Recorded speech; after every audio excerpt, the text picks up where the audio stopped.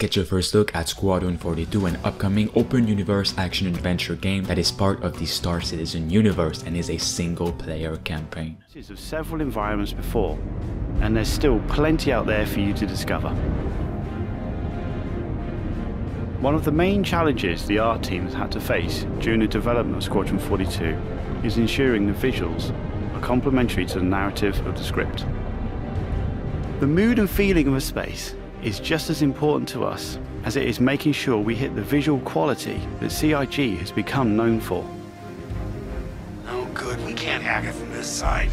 Graves, we've got a locked door. Can you give us access? No, I'm afraid that's a negative, Steve. I would have to add you to our system to give you override permissions, and there's a lot involved in that. It won't happen quickly. Okay, we'll figure something out. Everything you see during the campaign has been heavily inspired by the classics of 70s and 80s sci-fi, but with a modern twist. We want everything you see to feel like it has a soul, its own personality, and tells of a history long before you arrived.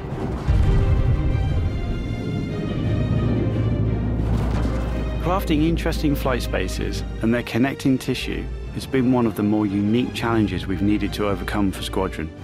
Developing our VDB tech to blend seamlessly between tighter traversal spaces and into wider space vistas and planets has proved incredibly difficult but rewarding, ensuring that Squadron flows seamlessly from one chapter to the next, without interruption.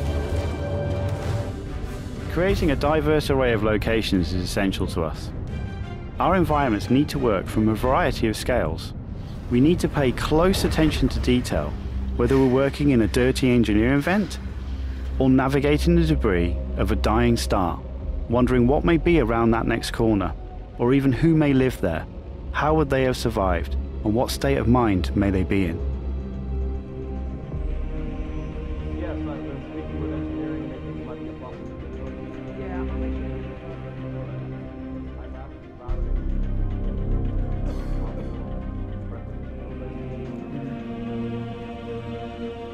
We've worked closely with our social teams in delivering a cohesive social experience when you're taking some downtime from our refined flight and FPS missions, or even missions of the more eerie kind. Which has seen a suite of improvements, from improved looting, weapon feel and balance, realistic scopes, and smoother locomotion, alongside our new and improved FPS radar and scanner that provides you an overview of the battlefield, but at the cost of ramping up your own emissions. We've also seen the introduction of our Maelstrom-powered destructible environment, which adds a layer of dynamism to the experience, alongside our improved AI, that can now have hundreds of combinations of traits that allow us to create unique and challenging combat encounters that really push your tactical awareness and skill.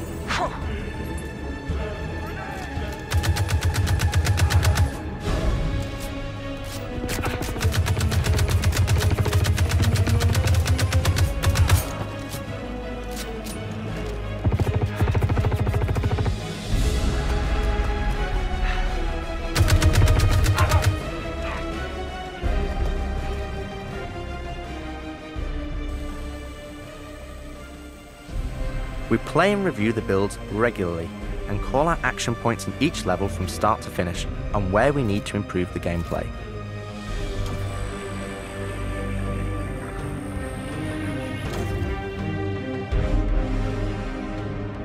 This is an incredibly rewarding stage of development for me and the team, as the ultimate vision of the game is realised, allowing us to craft an experience that we can be really proud of. One specific area that I'm excited to dial in is the feeling of the player interacting with the world around them. Patching you in. As it's a core component of Squadron and really grounds the world that you inhabit. We've made sure that any interaction in the environment is physically represented by a character animation to keep you in the moment and fully immerse you in the experience that we've created.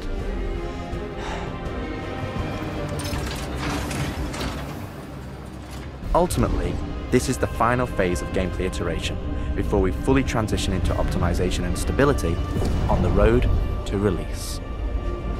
Agent Trejo, this is Colton. Come back. Always trips me out to see terraforming setups like this. Webb tried explaining how atmosphere processors work. Really shows how far we've come. Hell is she? Yeah, man, I can't believe it. They said I've got to wait another 2 years before I can reapply. So that's why I figured I'd get a job trying in security, because that's, you know, I can get some hours flying in the cockpit and whatnot. Can't hurt, right? Exactly. I would have never thought a shotgun could be so pretty. Damn, this R97 is sleek as hell. Like a lot of other weapons in Gemini's arsenal, it has a higher rate of fire than most guns of its type.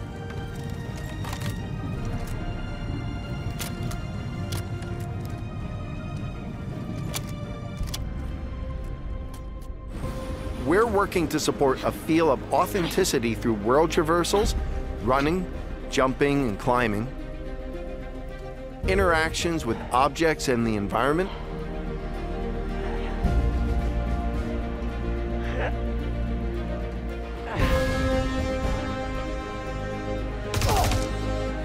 solid weapon gameplay and enemy reactions,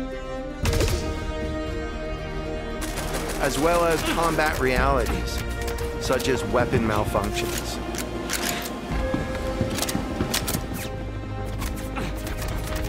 Or in close encounters of the more lethal kind. Ooh, that's gonna hurt in the morning.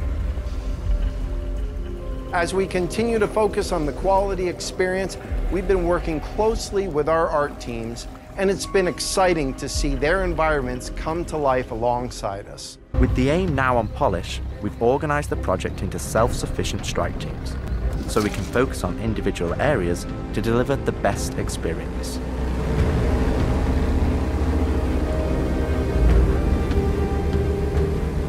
Get out of sight. The Cutlass is gonna spot you. This allows us to bring all disciplines together with a unified vision of enhancing the gameplay by seamlessly blending it with polished visuals, final cinematic performances, and our ever-improving technology.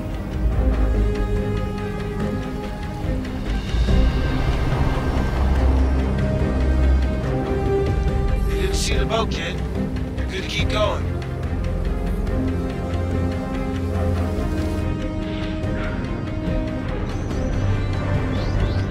We're also dialing in gameplay features, such as the ship flight model, for both atmosphere and space, which covers master modes, control surfaces, and our gold standard HUD and MFDs.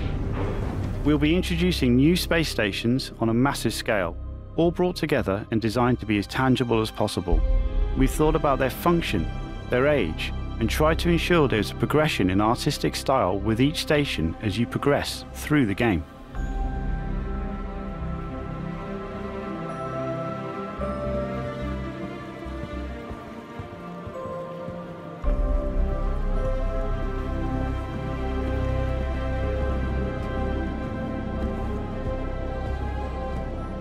As you can see today, the teams are working incredibly hard, ramping up the detail and quality to match the breadth of our vision for Squadron 42.